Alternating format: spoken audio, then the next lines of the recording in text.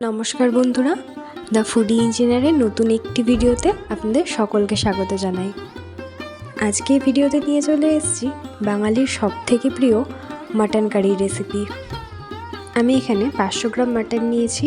মাটনটাকে ভালো করে জলে ধুয়ে নিয়ে তারপরে 2.5 চামচ টক দই দিয়ে ম্যারিনেট করে নিচ্ছি।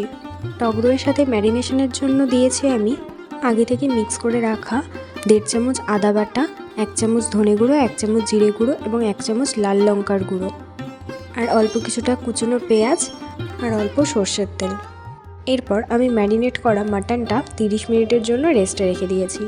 অন্যদিকে কড়াইতে সর্ষের তেল গরম করে আমি আলুগুলোকে 2 টুকরো করে এভাবে কেটে নিয়ে ভালো করে লাল লাল করে ভেজে নিচ্ছি।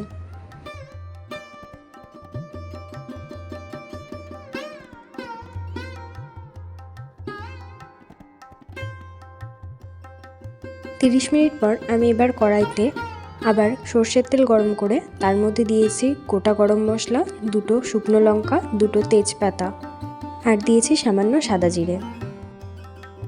গরম মশলাগুলো ভালো করে ভাজা হয়ে গেলে আমি এবার দিয়ে দিচ্ছি 2টো বড় সাইজের রসুন কুচি। এরপর দিয়ে দিচ্ছি 4টে বড় সাইজের পেঁয়াজ কুচি।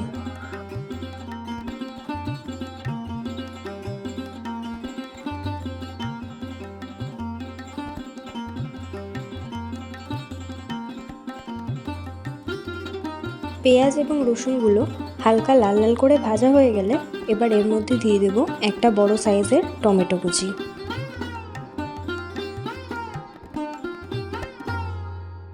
লো টু মিডিয়াম হিটে পেঁয়াজ, রসুন, টমেটো সবগুলো ভাজা হয়ে এলে এবং টমেটোগুলো হালকা নরম হয়ে এলে এর মধ্যে এবার দিয়ে দেব 1.5 চামচ আদা বাটা, বড় চামচের 1 চামচ ধনে গুঁড়ো, 1 চামচ জিরে গুঁড়ো।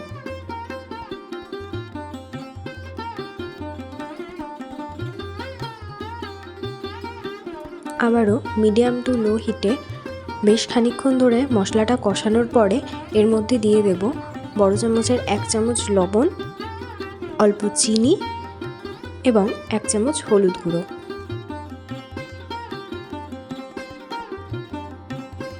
এবার সব কিছু খুব ভালো করে মিনিট খানিকের জন্য কষিয়ে নেব মশলাটা, যতক্ষণ না মশলা থেকে এরকম তেল ছেড়ে আসে। আমি এখানে 5 থেকে 6 মিনিট মতন মশলাটা ভালো করে কষিয়ে নিয়েছি। তারপরে মশলা থেকে তেল ছেড়ে এলে আমি আগে থেকে ম্যারিনেট করা মাটনগুলো একসাথে দিয়ে দিচ্ছি। মিডিয়াম টু লো হিটে মাটনটা খুব ধৈর্য সহকারে কষাতে হবে যাতে মাটন থেকে সুন্দর তেল ছেড়ে আসে। মাটনটা কষানোর সময় সবসময় গ্যাসের ফ্লেমটা মিডিয়াম টু লোতে রাখবেন যাতে নিচ থেকে মাটনটা লেগে না আসে।